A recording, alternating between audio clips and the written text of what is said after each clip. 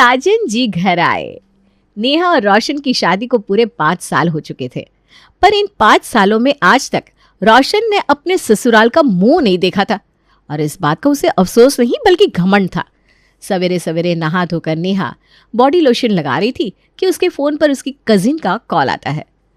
रोशन phone उठाकर speaker पर रख देता है। अरे प्रीति, याद आ गई दीदी की? तुझे याद भी है पिछली बार कब बात की थी तूने मुझसे? 3 हफ्ते पहले। शादी के पहले ऐसे चिपकी रहती थी मुझसे कि सभी को लगता था कि मैं तुझे दहेज में अपने साथ ले जाऊंगी, और अब देख। ले भी आती तो मुझे कोई दिक्कत नहीं थी प्रीति, पर तुम्हारी दीदी को ही शायद तुमसे जलन है, वरना हम जीजा साले की ट्यूनिंग कोई ख़राब थोड़ी ना है। मस्त एंजॉय करते दोनों। मुझे तो भाई मेरे ससुराल वाले बड़े प्यारे हैं। मैं तो चाहता हूँ कि तुम सब आओ और आराम से यहाँ रहो और अपनी दीदी के हाथ के बने पकवान का मजा लो। बड़े दिन आ गए हम वहाँ जीजू, और बड़े दिन आ गई दीदी। अब आने की बारी आपकी है। मेरी शादी है तो 3-4 दिन के लिए ऑफिस से छुट्टी लेकर सीधा हमारे घर पधार जाइए। अरे तुम्हारी शादी फिक्स हो गई? क्या बात है, कॉन्ग्रेचुलेशंस। तुम्हारी दीदी फ्री हो गई है, अपनी दीदी से बात करो, मैं आता हूँ। और फोन नेहा को पकड़ाकर रोशन कमरे से बाहर चला जाता है। और कर ले चापलूसी अपने जीजा जी की। मुझे तो पता ही था ये अकड़ू इंसान कभी हामी नहीं भरेगा इस बात पर। इनका छोड़, तू बता, अचानक से तेरा रिश्ता पक्का कैसे हो गया? तू लव मैरिज कर रही है और अपनी दीदी से छुपा लिया ना तूने। एक कमरे में सोते थे हम, तू करवट भी लेती थी तो मुझे पता होता था, और अब शादी भी फिक्स हो गई और इतनी बड़ी बात छुप गई मुझसे। अरे नहीं दीदी, वो क्या हुआ, बुआ जी की सहेली हमारे शहर आई हुई थी तो हमारे घर ही रुक गई। इसी बीच में मैं उन्हें पसंद आ गई और कल सीधा नेक करके उन्होंने शादी की डेट निकाल ली। ये जितना आपके लिए सरप्राइज़ है ना, उतना मेरे लिए भी है। अब आप जल्दी से तैयारियों में लग जाओ, और हाँ, जीजू को साथ लाना। हाँ, आज तक हमारे घर के किसी फंक्शन में आया है क्या तेरा जीजा? जब आएगा कोई ना कोई बहाना मारकर लास्ट मोमेंट में ट्रेन मिस करना तो इनकी आदत है। इनका छोड़, तू फिक्र मत कर, मैं आ जाऊंगी। अब अगर खुद के मायके में शादी हो तो कौन सी लड़की एक्साइटेड फील नहीं करेगी। बेटी की विदा होने के बाद शादी ब्याह ही तो वो मौके होते हैं जब पूरा परिवार एक साथ फिर से मिल पाता है। किचन में खाना बनाते वक्त नेहा का ध्यान खाने से ज़्यादा यूट्यूब की वीडियो पर था, जिसमें वो वेडिंग सीजन के कमिंग ट्रेंड को देख रही थी। ये वाला लहंगा अच्छा है, करीना कपूर ने भी अंबानियों की शादी में पहना था। चांदनी चौक से बिल्कुल इसकी 2 कॉपी उठा लूंगी, अभी सस्ते में भी आ जाएगा, वरना 10 दिन बाद अगर लगन चढ़ गया ना तो फिर 4 गुने में बिकेंगे लहंगे। वीडियो देखती हुई नेहा फटाफट अपने ससुराल वालों के लिए नाश्ता बनाकर सभी की प्लेट में परोसती है। मटर के पराठे? अरे वाह बहू, मटर के पराठे खाने का मज़ा तो सर्दियों में ही आता है, और साथ में चटनी हो जाए तो फिर क्या कहना है। मुझे पता है आपको धनिया और लहसुन की चटनी कितनी पसंद है पापा जी, इसीलिए तो बनाई है। खाइए खाइए। तुम जानबूझ के ये ड्रामा कर रही हो या सच में? मुझे समझ में नहीं आ रहा। मैंने कहा कोई ड्रामा किया रोशन जी? पापा के प्लेट में चटनी खत्म हो गई है, अब आदमी मुंह खोलकर तो बोलेगा नहीं। पता नहीं ध्यान कहाँ रहता है तुम्हारा। एक खाना बनाने का तो काम है, उसमें भी गलती होती रहती है तुमसे। 5 साल हो गए हमारी शादी को, अब भी अगर तुम मिस्टेक करोगी तो फिर तो हो गई। अरे बेटा, बहू बार बार रसोई में जाकर गरम पराठे सेक कर ला रही है ना, अब उसे कैसे पता चलेगा कि उसके ससुर की प्लेट में चटनी है या नहीं? ये तो इनकी गलती है ना कि मुंह खोलकर कभी बोलते ही नहीं। ये कोई बात नहीं हुई मम्मी, अगर ऐसे दिमाग के साथ मेरे ऑफिस में जाती ना तो 2 दिन के अंदर ही बॉस इसे बाहर निकाल देते। 10 चीज़ें दिमाग में रखकर हम काम करते रहते हैं, और कोई भी चीज़ मिस करने का रिस्क नहीं ले सकते हम। घर में काम ही क्या होता है? 3 वक्त का खाना बनाना। फिर तो ये फ्री है, आराम से टीवी देखती है, मन करता है तो सो भी जाती है। हमारे पास तो इसकी भी लिबर्टी नहीं है। अरे अब खड़ी खड़ी मुंह क्या देख रही हो? जाओ पापा जी के लिए चटनी लेकर आओ नेहा। ये पहली बार नहीं था कि सभी के सामने रोशन ने नेहा की इंसल्ट की थी। नेहा के लिए तो ये रोज़ का था। सभी नाश्ता कर लेते हैं। नेहा किचन में जाकर अपने पति का टिफ़िन पैक करके बाहर लेकर आती है और उसे ऑफिस भेज देती है। जब ये रोशन बिना बात के तुझे सुनाया करे ना तो तू भी उल्टा जवाब दे दिया कर बहू। बड़ा आया दिन भर करती क्या है बोलने वाला। अरे नहीं मम्मी जी, इन्हें भी तो ऑफिस की टेंशन रहती होगी ना, अब कहीं तो टेंशन निकलेगी ना। पिछले जन्म में ज़रूर हीरे दान किए होंगे इस लड़के ने, जो तुझ जैसी लड़की मिल गई। नेहा और रेणु बात कर रहे थे कि तभी उनके घर का फ़ोन बजता है और कॉल पर होता है रोशन। मेरी वो फाइल है ना ब्लू कलर वाली, जो मैंने तुम्हें कल रात को रखने के लिए दी थी, उसे लेकर मेरे ऑफिस आ जाओ नेहा, जल्द से जल्द। सुबह तुम्हारे ड्रामे के कारण मैं फाइल ले जाना भूल गया। ओहो आप टेंशन मत लीजिए, मैं अभी आती हूँ। नेहा फौरन कपड़े बदलती है और अलमारी से फाइल निकाल कर अपने पति के ऑफिस जाने के लिए निकल पड़ती है। अपनी चीज़ें खुद भूल जाता है ये लड़का और तुझे भगाता है। तो रुक, मैं भी तेरे साथ चलती हूँ, फिर आते वक्त चांदनी चौक से तेरे लहंगे की शॉपिंग कर लेंगे। रेणु और नेहा सड़क के किनारे काफ़ी देर तक ऑटो रिक्शा के आने का इंतज़ार करते हैं, पर उन्हें कहीं भी ऑटो रिक्शा नहीं मिलती, क्योंकि आज ऑटो रिक्शा की स्ट्राइक थी। ओ गॉड, अब क्या होगा मम्मी जी? ऑटो रिक्शा की तो स्ट्राइक है, हम इनके ऑफिस कैसे पहुंचेंगे?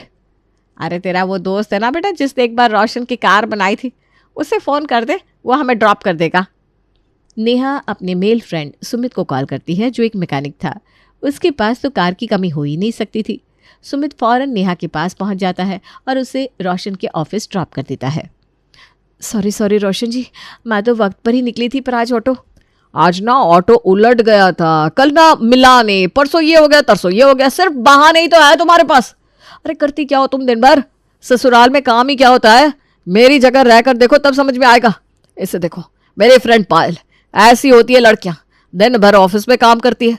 ये भी चाहती तो तुम्हारी तरह घर में 2 रोटी बनाकर आराम की नींद ले सकती थी, पर इसे लाइफ में कुछ करना था, खुद को प्रूव करना था। नेहा को अपने घर की 4 दीवारी के अंदर बातें सुनाते सुनाते रोशन आज उसे ऑफिस में सभी के सामने भी फटकार लगा देता है। बस बहुत हुआ रोशन, ये क्या तू कहता रहता है ससुराल में काम ही क्या होता है? तू देखता भी है क्या करती है बहू दिन भर? अरे मम्मी, ससुराल में कुछ काम नहीं होता, मुझे मौका दो, मैं रहकर दिखाता हूँ ससुराल में। आखिरी बार अपने ससुराल कब गया था? अपनी शादी के दिन के बाद? हैं? उसके बाद तो गया ही नहीं, और फेंक तो इतनी ऊंची ऊंची रहा है। अब तूने खुद बोला है तो फिर ठीक है, 5 साल से बहू अपने ससुराल में रह रही है, तू सिर्फ मुझे 10 दिन अपने ससुराल में रहकर दिखा दे।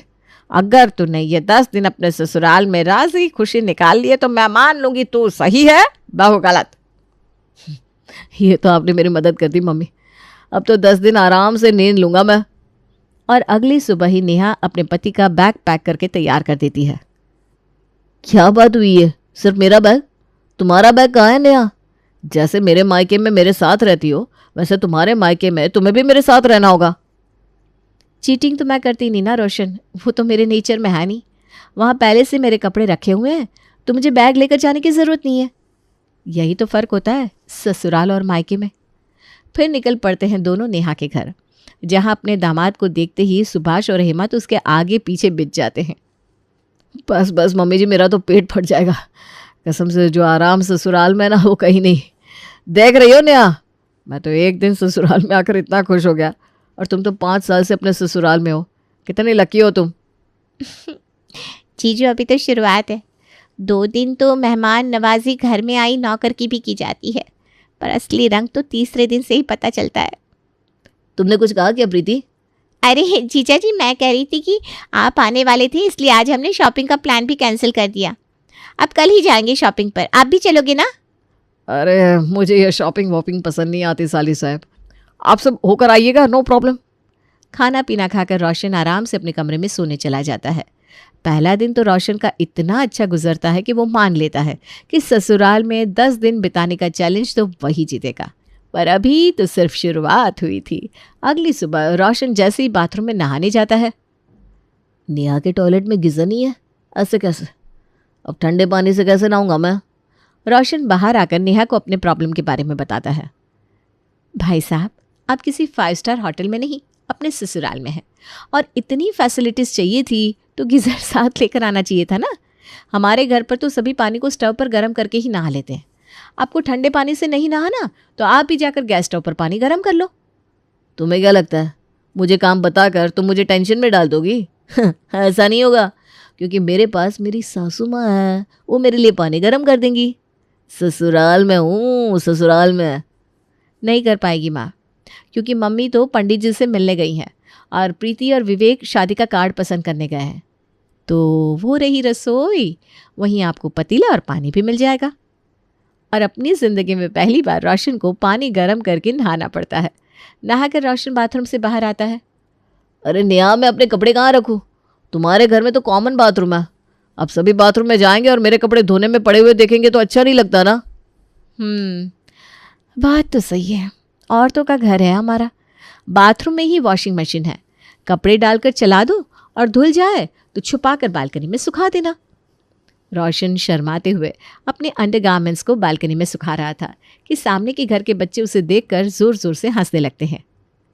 जीजू की चड्डी में फूल खिला है। कितने गंदे बच्चे ये। मुझे कभी नहीं लगा था कि इस जीवन में ये प्रॉब्लम भी मुझे फेस करनी पड़ेगी। अरे कोई बात नहीं दामाद जी, मेरे पोते का बनियान भी फ्लावर प्रिंट का ही है, कोई बात नहीं। अपनी नजरें झुकाए रोशन बालकनी से बाहर आने ही वाला था कि प्रीति बालकनी में अपने जीजा जी को ढूंढती हुई आ जाती है और प्रीति की नज़र रोशन के अंडरगारमेंट्स पर ना पड़ जाए इसलिए वो हाथ मारकर खुद के बनियान को नीचे गिरा देता है। क्या हो गया जीजू, आप इतने हड़बड़ा क्यों गए? मैं तो बस ये कहने आई थी कि हम सब शॉपिंग पर जा रहे हैं, आप ध्यान रखिएगा। Okay bye. अरे मेरी प्यारी बनियान। रोशन को अकेला छोड़कर सभी शॉपिंग पर चले जाते हैं। अब शादी की शॉपिंग पर निकला इंसान 2-4 घंटे में कहाँ लौटता है। दोपहर 1 बजे निकली नेहा की फैमिली रात के 9 बजे घर वापस लौटती है।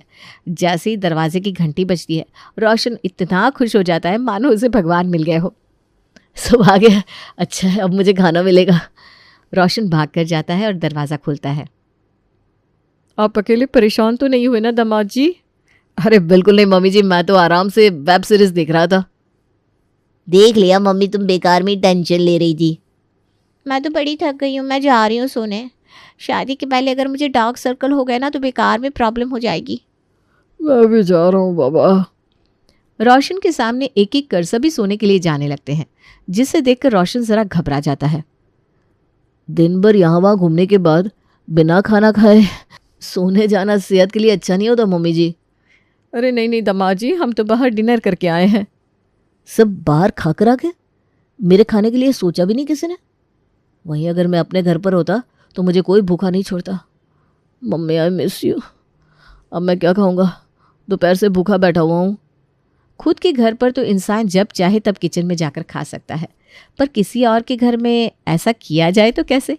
अब मुंह खोलकर रोशन अपने ससुराल वालों से ना खाना मांग सकता था, ना ही उसे खाना बनाना आता था। भूखे पेट ही रोशन को अपने ससुराल में सोना पड़ता है। रात को ये गुड़गुड़ की आवाज़ कहाँ से आ रही है? मेरा पेट तो नहीं बज रहा। लगता है आज आपने कुछ ज़्यादा ही खा लिया रोशन जी। हाँ भाई, ससुराल में जो है आप। अच्छा हाँ, अकेले होंगे तो बाहर से कुछ ऑर्डर कर लिया होगा आपने, सही है। पर आप तो बाहर का खाते नहीं थे ना? अच्छा नहीं, ससुराल में आए हैं ना तो बदलना तो होगा ही।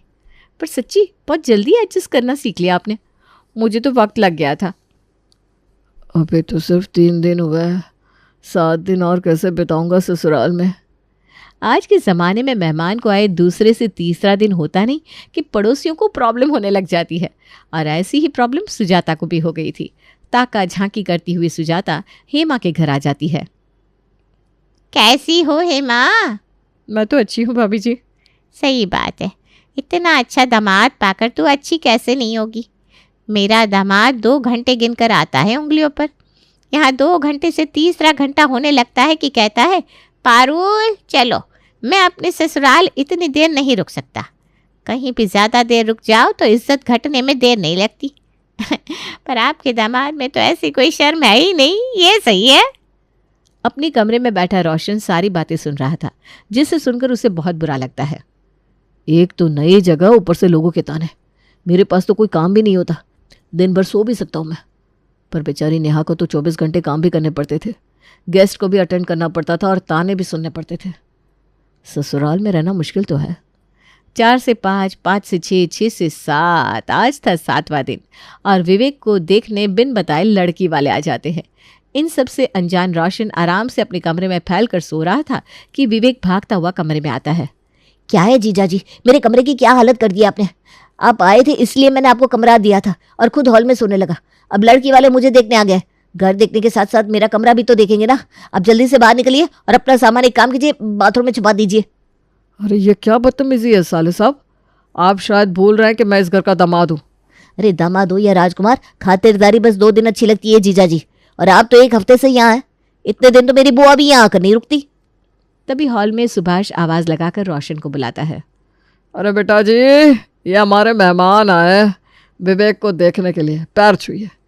हमारे घर आने का रास्ता ज़रा सकड़ा है ना, इसलिए भाई साहब ने अपनी गाड़ी मेन रोड पर ही खड़ी कर दी थी। क्या बताऊं भाई साहब, गाड़ी चलाने में मेरे दामाद का हाथ बड़ा साफ है। ये लीजिए चाबी। बेटा जी, आप जाकर गाड़ी अंदर ले आइए, अब मेन रोड पर पता नहीं कौन ठोक कर चला जाए। मैं? हाँ तो क्या हो गया, ये आपका ससुराल है रोशन जी। और ये 7 दिन काफ़ी थे रोशन को ये एहसास दिलाने के लिए कि वो नेहा के साथ क्या कर रहा था। रोशन को अपनी गलती का एहसास हो जाता है और मेहमानों के लौटते ही वो अपना सामान पैक कर लेता है। तुम दिन भर करती ही क्या हो, तुम दिन भर करती ही क्या हो?